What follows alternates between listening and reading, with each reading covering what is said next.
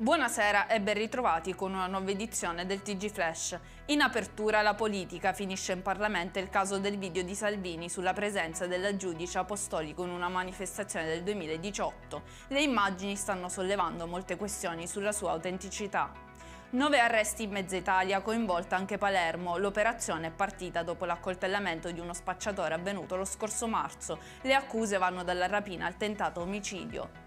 Soccorsi in mare al largo di Pozzallo, circa 500 migranti a bordo di un barcone, di questi 200 andranno al porto di Augusta. Arrivano i nuovi dati sui reati a danno di minori nel 2022 in Italia. In Sicilia la situazione è in peggioramento con un incremento del 9% rispetto all'anno precedente.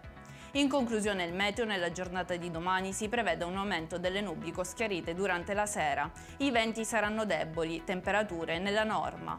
Per questa edizione è tutto, il prossimo appuntamento domani alle ore 13:30. Arrivederci.